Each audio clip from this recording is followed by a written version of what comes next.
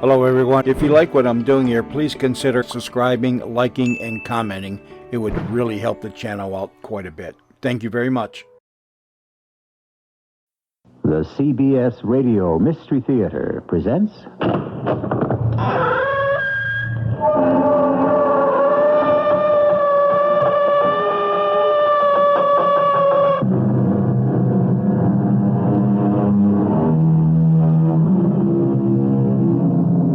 Come in.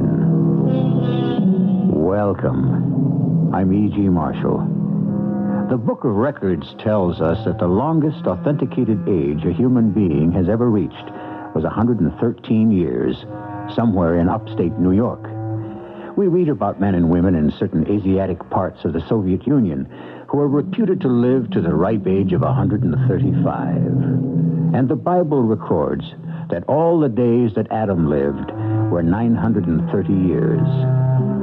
Have you ever considered what it might be like if by some miracle of circumstance you were to survive beyond the 70 allotted to most of us, but way beyond?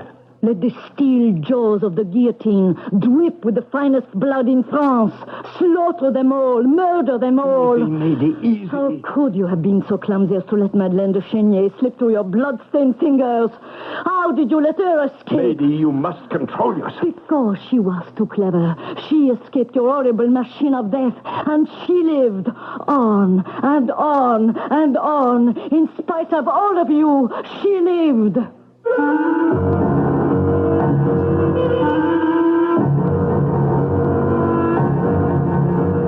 Our mystery drama, The Secret of ShenSi, was especially written for the Mystery Theater by Arnold Moss and stars Carol Teitel.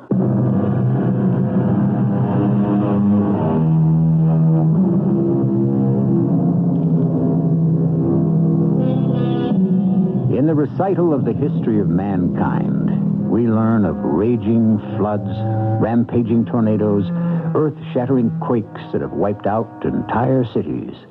We know of volcanoes that in their blazing fury have buried whole civilizations, turned their inhabitants to cinders. What lessons have we learned, if any, from these disasters? Professor Joshua Neal, an historian in his 50s, is one of the few men in the world who have dedicated themselves to the study of these catastrophes. It is the 1960s, a time of student unrest on many American campuses. At this moment, Professor Neal is concluding his first session with a group of graduate students. So we ask the question once again, why are we concerned with investigating the calamities of the world, the disasters which have wrought havoc on mankind? Because learning the causes of these catastrophes has advanced our technological knowledge to the point where either similar occurrences cannot or will not happen again, or where we can now manage, control, and in some cases even predict those disasters which cannot yet be completely overcome. Well, are there any questions? Professor Neal? Tom? It is Tom, isn't it? Tom Wing? Yes, sir. What's your question? One thing you haven't mentioned, and it's what fascinates me most about this whole business, is the unpredictable element of what's involved. I'm not sure I follow you, Tom. Well, a man is walking along a street. A flower pot is blown by the wind from a sill 10 stories above. It strikes the man, it kills him. Or half a dozen people who seem to have no connection one with the other start to cross a shaky, unsteady rope bridge strung across a deep chasm, Thornton Wilder's Bridge of the San Luis Rey. And the bridge collapses, sending them all to their death. Why? Why was that first man, of all people it could have been, killed? Or those particular 6 people on the bridge? How do we account for that? Chance? Fate? Accident? What? Tom, I think you're asking, is there some master plan, some divine scheme, if you will, beyond our control, which activates a particular disaster and destines certain people to be part of it? Is that your question, Tom? Well, some people seem almost to be drawn into trouble and get hurt. Others walk right into it and nothing happens. And you're asking why? Well, would you venture an answer, Professor Neal? No, Tom, I don't think so. Because if I knew the answer to your question, I'd be sitting in the throne of God himself. And none of us is quite ready for that. See you tomorrow, Tom, at my home.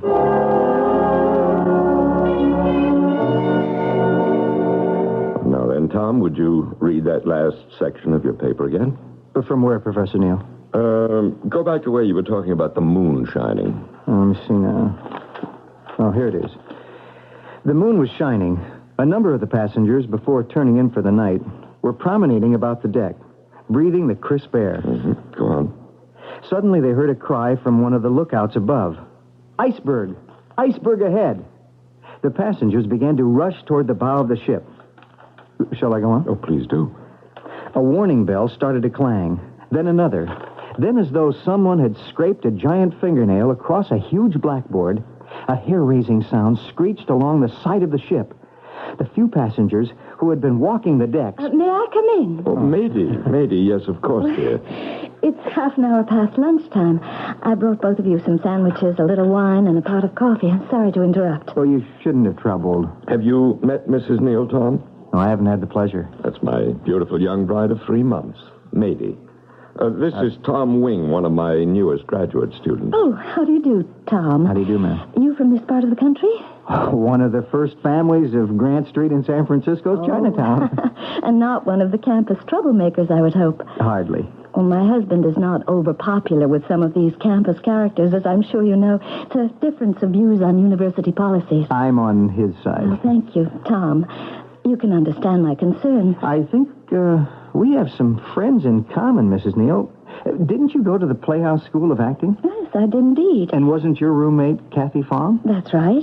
Your maiden name, or stage name, if I remember, was Mady Chenault, I think. Mm-hmm. Absolutely right, Mady Chenault. Well, how do you know all this, Tom? I used to date your wife's roommate.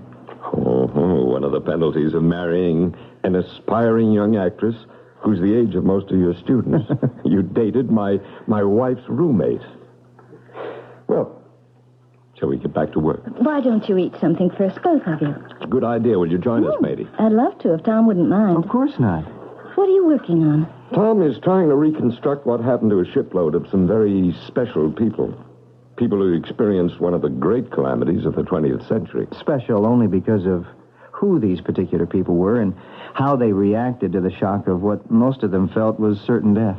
Tom, you're not by any chance investigating the sinking of the steamship Titanic. Yes, he is, Mady. And the original angle is what happened in strictly human terms to what amounts to a small city of 2,208 people in the 3 hours after it struck the iceberg on the morning of April 13th, 1912. Interesting, Tom. Very interesting. Only there happened to be 2,207 people on board, and the date, if you'll forgive me, was April 14th, 1912, not April 13th. Well, Mady, you're absolutely amazing. I didn't mean to be rude, Tom. Well, not at all, Mrs. No, amazing, because Tom's figures were wrong and yours are correct. It was the 14th of April. Of course it was. A slip of the tongue. But, Mady, how did you know? Darling, some of your great knowledge has rubbed off on me. Oh, I'm proud of you. Well, now, if you please, a little more of that loaf of bread, that jug of wine. And thou beside me in the wilderness. A little more wine, Tom. Oh, thank you. Funny that we should be quoting from the Rubaiyat, especially today. Why?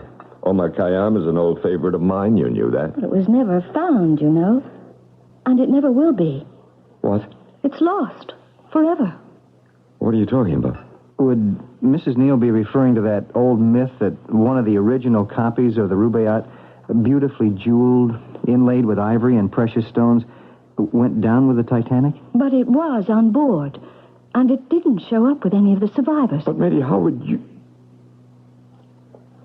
Tom, shall we get on with your paper? Yeah, whatever you say, sir. Once the ship struck the iceberg, there was no attempt to keep it a secret. Captain Smith and his first officer, Murdoch, had ordered all women and children onto the boat decks. From that moment on, uncontrolled panic set in. Oh, but that's not so, Tom. Huh? There was no panic at all. At least, not in the beginning. There wasn't? As much as half hour after contact with the iceberg, 2 or 3 bridge games were calmly going on in the Café Parisien just below B deck.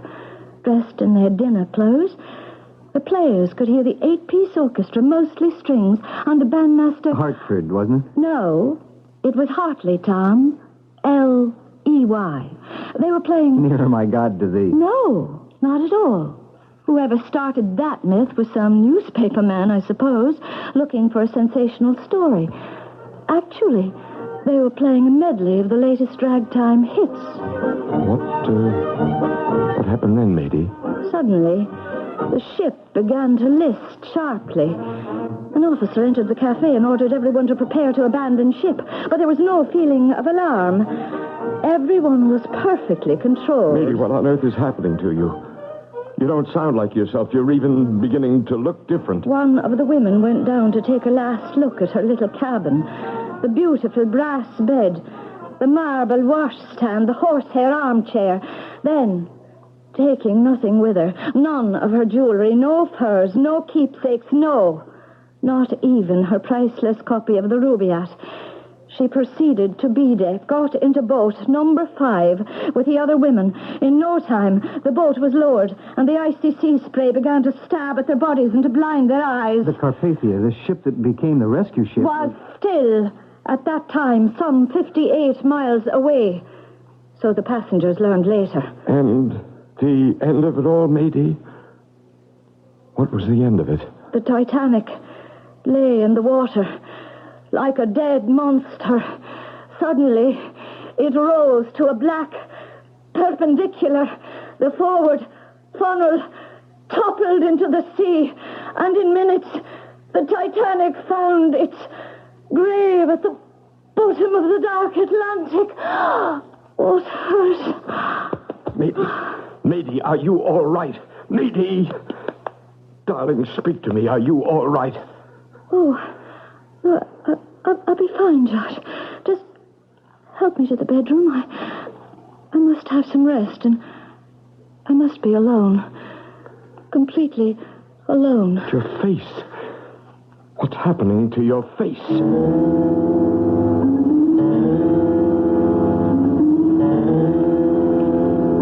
How are you feeling? I'm fine, Josh. I'm just fine. Well, what happened? I don't know. I began to feel faint. I guess I nearly passed out. Oh, no, matey. You passed out. Darling, you've been keeping something from me. And you have to tell me... Oh, I know. All these details connected with the sinking of the Titanic? Yes. Well, it's all so simple. You see, my great-aunt, my grandmother's sister, a very wealthy Irish lady, was one of the passengers, one of the survivors.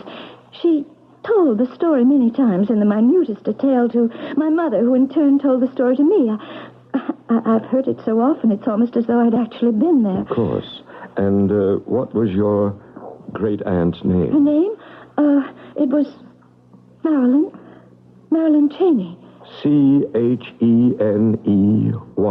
That's right. Almost the same as your maiden name. Matey Chenault, Marilyn Cheney. Same initials, too. Coincidence.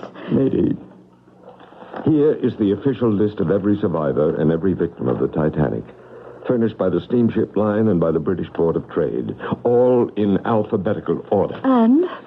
Here. Now look down these lists.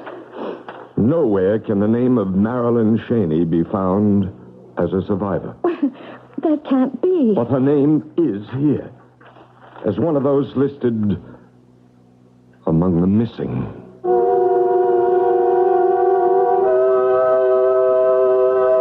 For the first time in the few months of his marriage, Joshua Neal, expert in the history of disasters, may be facing the most unusual occurrence he has ever encountered. A set of circumstances that could spell the kind of calamity he's never had reason to investigate before. How to explain this disturbing behavior on the part of his young wife? And where will it all lead? You know the answer, of course. Naturally, to Act 2.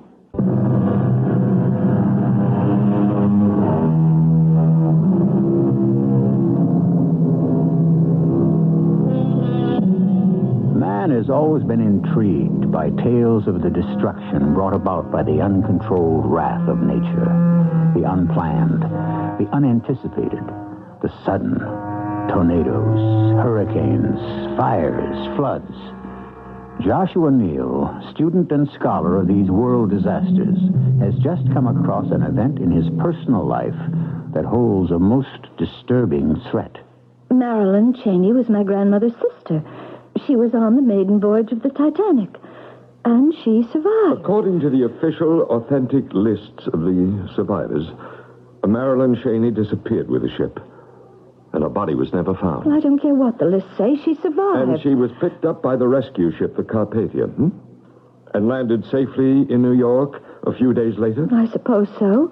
Well, what happened to her after that? Why are you asking me all these questions? In some unaccountable way, this afternoon, you seem to know just about everything there was to know about what went on that night on the Titanic. What happened in the lifeboats, everything, down to the smallest, most insignificant detail. Is that so surprising? I've been coming into your library, spending my afternoons reading your books. There's nothing wrong with that, is there? Of course not.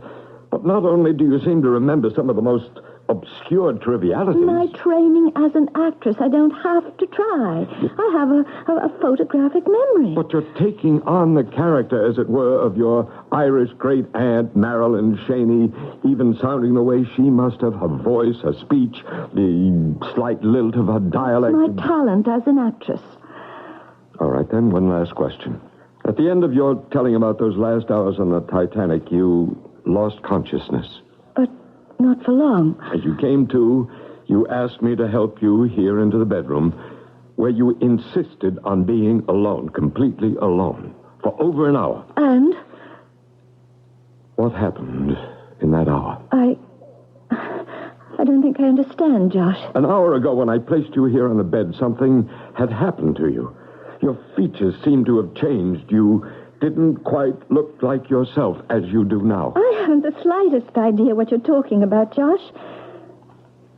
Are you sure you're all right? Oh, yes, I'm fine. I'm concerned about you. You're being silly, dear.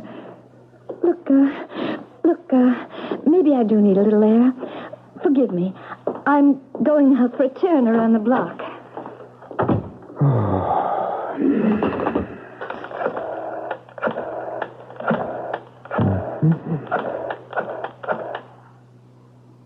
Hello? Is Dr. Moran in?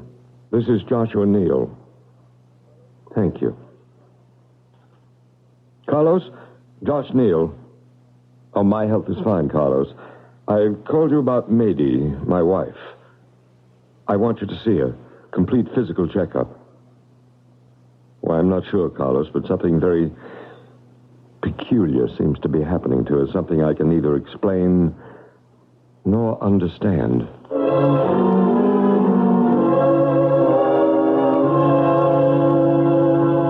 I've done exactly what you've asked, Josh. I've gone over Mady from head to toe. Just about every test known to modern medicine. You're a lucky man. And you found nothing extraordinary, nothing at all? One or two little things that stumped me. Otherwise, you have not only a beautiful wife, but a healthy one, physically. Well, what was it that puzzled you? Oh, nothing really important. A little matter of keratosis. Of what? A form of what we call chloasma. The little brown spots you see on the skin of older people, on the back of their hands, on their temples, very often. You know them as liver spots. I never even noticed them on Mady. Well, she has them. And in a woman in her 20s, that's quite unusual. But certainly nothing to be concerned about. A minute ago, you said that Mady was physically healthy. Were you implying, Carlos? I was implying nothing. But from what you told me about yesterday afternoon, I think maybe we ought to look a little bit beyond the purely physical. Mm-hmm. Carlos, I know that you're very deep into the occult, into psychic phenomena, even reincarnation, all of that. I never said I believe in any of it. But I like to keep my options open to the possibilities. No, for a man of science, that's fair enough. Every once in a while, Josh, something happens that science, medical science included, just can't explain. This whole business of the Titanic. This is the first time anything like that ever happened? First time. Did anything unusual take place before she started to take on the character of this older woman? No, nothing I can recall. She didn't seem to be going into a state of what you might call a trance of some kind. No, it all happened quite naturally. And at the end? Well, I told you she fainted. And when she came to, she looked different. How different? Her eyes, the expression on her face, the general features seemed actually to have changed. She could almost have been another woman. An older woman? Josh, I want to think about this. Meantime, in the next few days, if you can, try to get her involved in the discussion of another disaster. See if it triggers her into anything like what happened with the Titanic episode. If it does, I want you to observe everything that happens, down to the smallest detail, everything. Well, what if nothing happens? I have an uncanny feeling, Josh, that something will.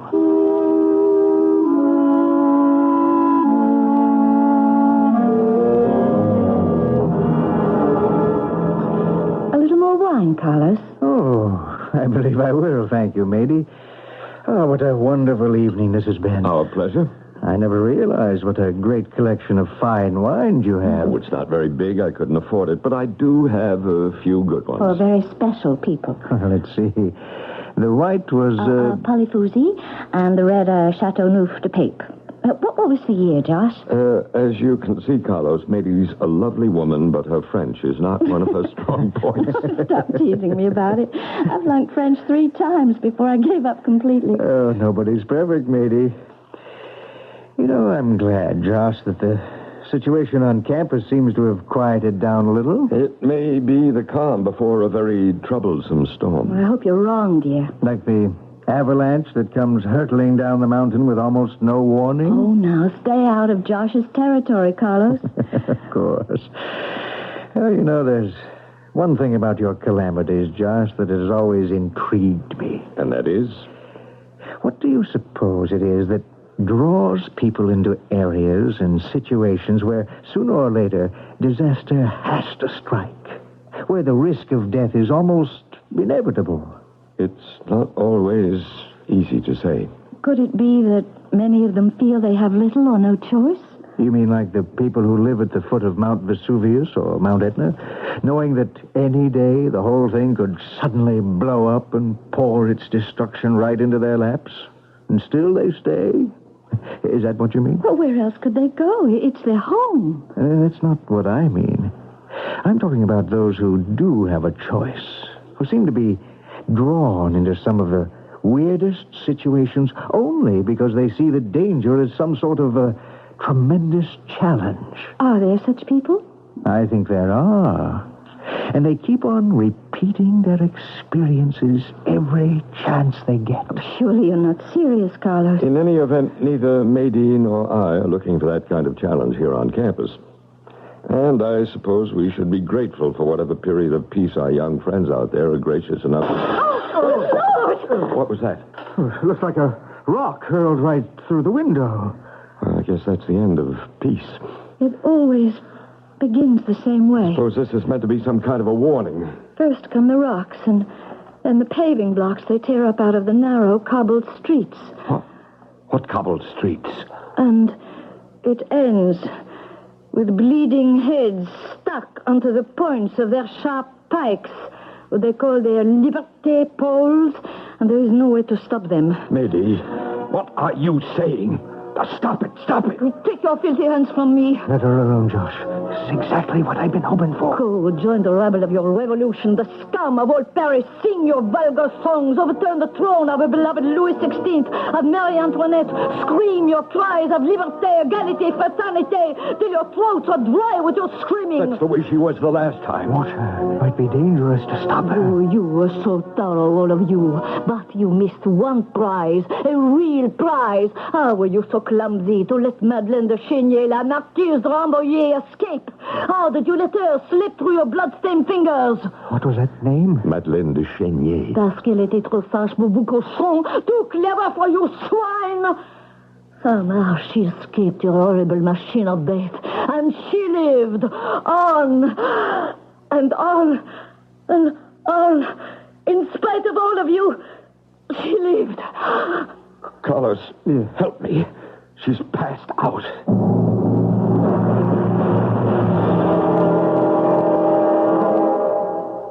When she came to, Carlos, she insisted on being alone just like the last time. Why? I wish I knew. And you saw how her features changed. I did. She's been in there almost an hour. Carlos, what do you make of it? I'm not sure. I'm not ready to say. I've read about cases of multiple personalities where people see themselves as more than a single person. Now, is that what you think could be wrong with Mady? Could be. In other words, Mady is Mady, and then she becomes this Irish lady on the Titanic, this Marilyn Cheney, and then she invents or becomes Madeleine de Chenier, a marquise at the time of the French Revolution. Both of them with almost the same name as hers, the same initials. 3 different personalities, 3 different people. We'll be lucky, Josh, if there are only 3.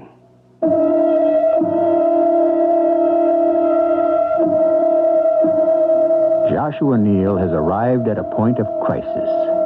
Most crises, like the disasters that he knows so well, seem to have a disturbing sameness to them.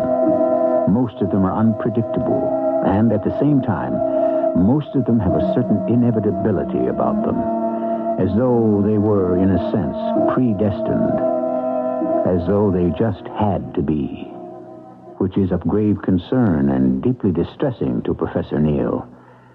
I'll be back shortly with Act 3.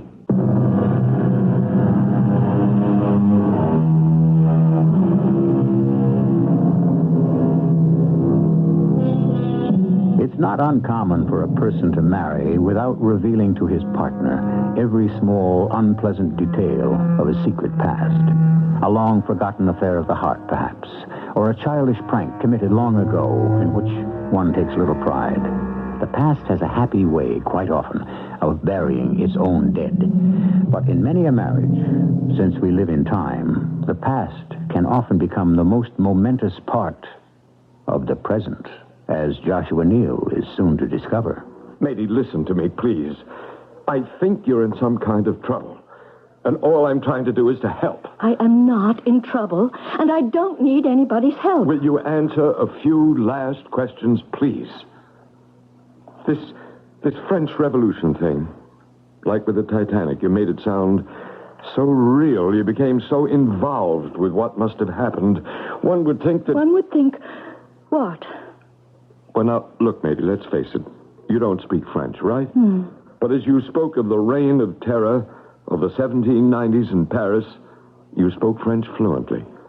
You pass out, you come to, you demand to be alone, and an hour later, everything's normal again. Well, then, what's the problem? Well, first, these things seem to happen only when some world-shaking disaster is involved. Why?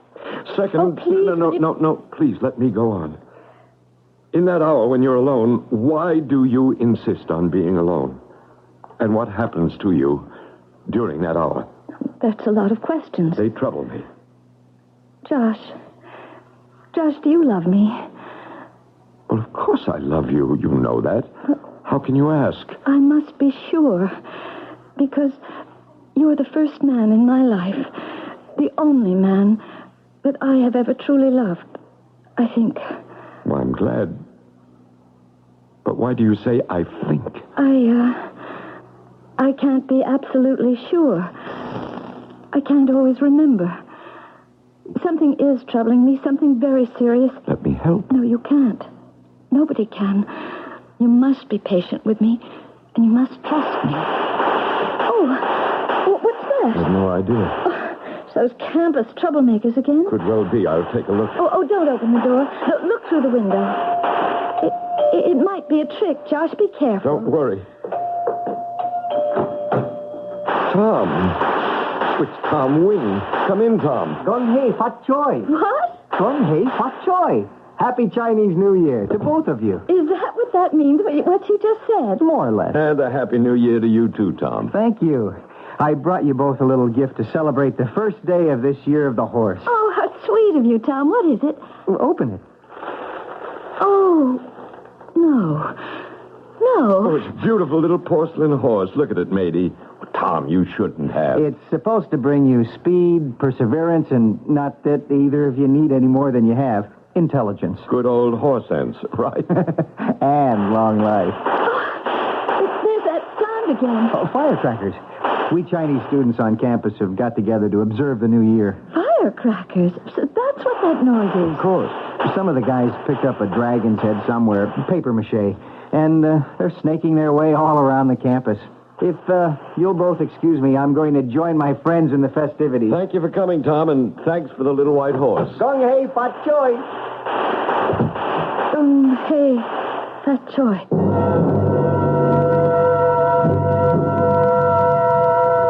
She's in the bedroom, Carlos, resting. You said on the phone that there was an emergency. Well, there might be. She's upset about something. Something's on her mind, and that's why I called you. All right to go into her? I think so. Mady? Good evening. Oh, hello, Carlos. To what do we owe the pleasure of your company? Oh, just plain boredom. I thought I'd drop by and beat your husband at a game of chess. What's that little porcelain horse you've got in your hand? A gift from one of Josh's students. Oh, the Chinese kids are putting on quite a show this year. I wish they'd stop. That's a wonderful way they have of keeping up the traditions of their ancestors. Small link in a civilization, a way of life that's lasted an awfully long time. Why do you say that? Reminds me a little of those enormous sea turtles we saw last year in the Caribbean. Do you remember? I remember. Huge beasts, Carlos. Some of them measured over 5 feet from head to tail. Hundreds of pounds.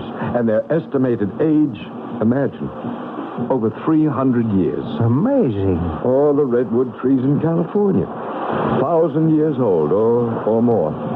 These and the sea turtles and those young people out there with their dragon dancing, they're some of the few living ties to the past, to history. Maybe it would be better if they would all die. What? Lady, what are you saying? The trees are useless. The turtles do nothing but blink away forever in the tropical sun. The students outside are accomplishing nothing. And as it will to the trees and the turtles, the time will come when their lives will also end. And perhaps it will be better so. Maybe. Because sooner or later, their flesh will grow like fungus on a bamboo tree. Their hair fall from their head. Their teeth blacken and drop from their mouths. Because they could not learn to live forever. They could not learn to remain eternally young. They could not learn to avoid the pain and horror of growing old. Her face is changing. It's becoming oriental. Go on, Josh. It happened, you know, once, only once, in the entire history of the world. Only one person discovered the secret. Who was that person? Where did it happen? Over 400 years ago, during the Ming Dynasty, in the province of ShenSi in northwest China. The birthplace of all things the Chinese are so proud of. Porcelain, textiles, painting, the brilliant colors of enamels on glaze. The cradle of China, it was called. Until that day, when the cradle of China became its grave. Its grave?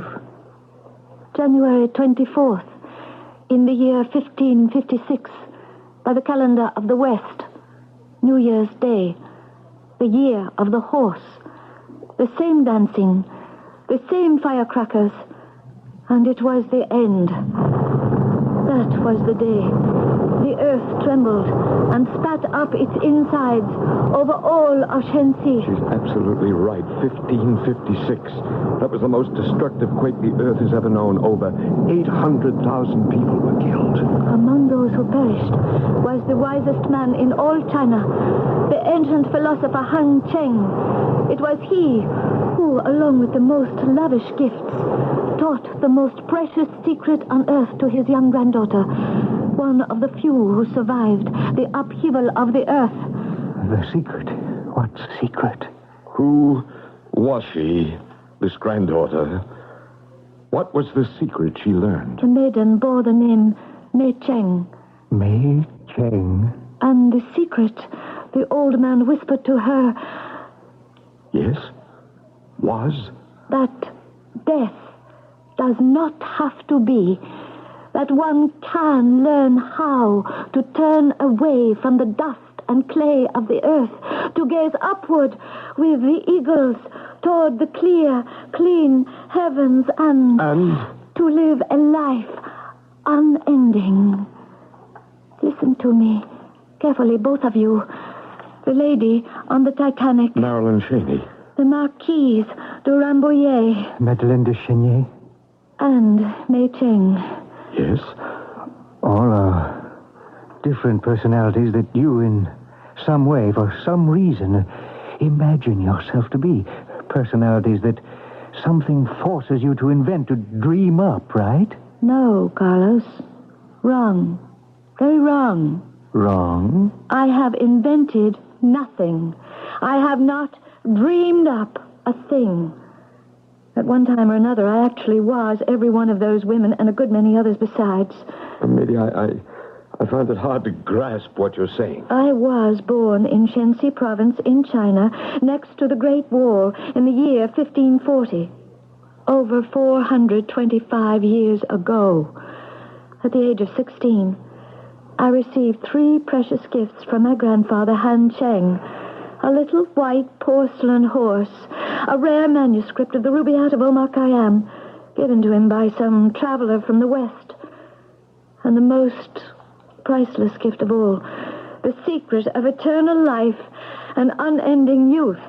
You expect us to believe that? For all these hundreds of years, I have wandered from one country to another, taking on the manners, the language, the appearance of women of that country. I was on the Titanic. I lived through the days of the French Revolution. All his happenings, I was there. Carlos, you've got to help us. No, I am not mad.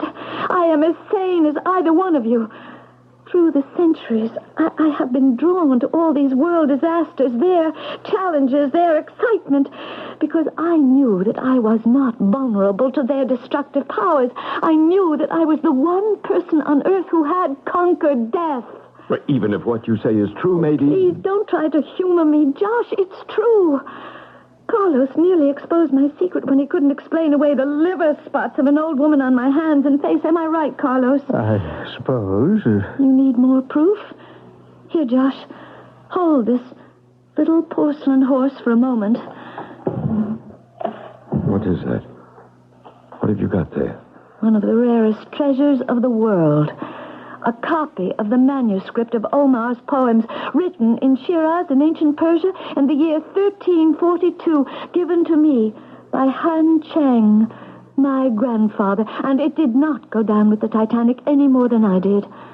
Matey, a moment ago you said the routine was about to change. Now, what did you mean by that? I love you, Josh. I love you as deeply and as completely as any woman ever loved a man. I want to stay, Mady Neal, to put an end to my wandering through time. Let me have that little porcelain horse, dear. Here? It's identical to the one my grandfather gave me all those years ago. Matey, don't. Matey, what have you done? That's the end. Final.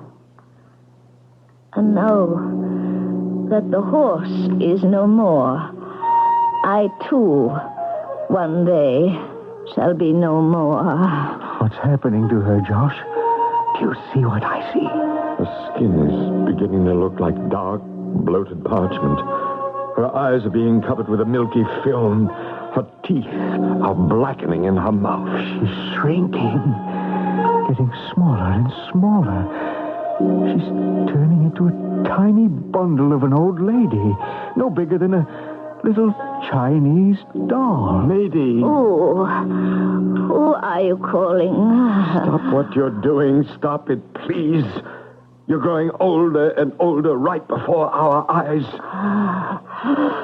Carlos, she's dying. I didn't think it would work so quickly or start so soon. But nature, I suppose, will now take its course. Omar Khayyam said it. Once dead, you shall never return. Never, Josh. Never, never, never.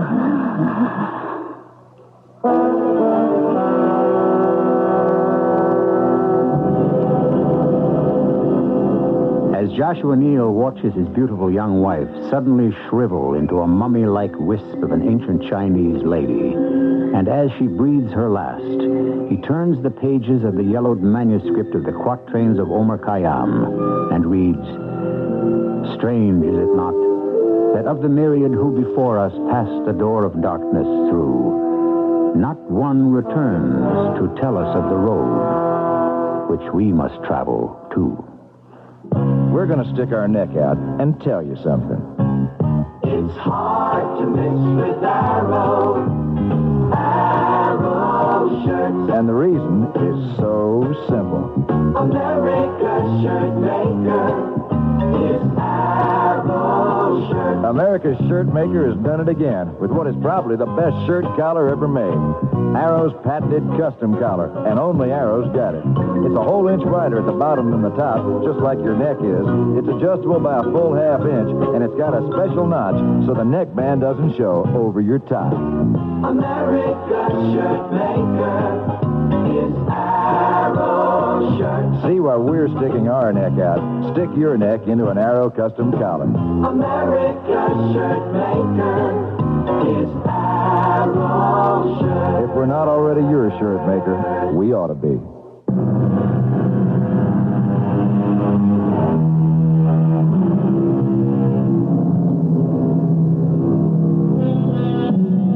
There must be many among us who feel we would like to live longer than the 70 years allotted to us, who might even like to live forever. And it may not be completely unreasonable to expect that someday we may indeed learn the secret of willing ourselves into creating a life without death. So the next time you sit next to a pretty young girl or a handsome young man on a bus, take a good look for liver spots. Who knows? He or she may just happen to be a youngster who is 500 years old. Our cast included Carol Teitel, Arnold Moss, and Bob Kaliban. The entire production was under the direction of Hyman Brown.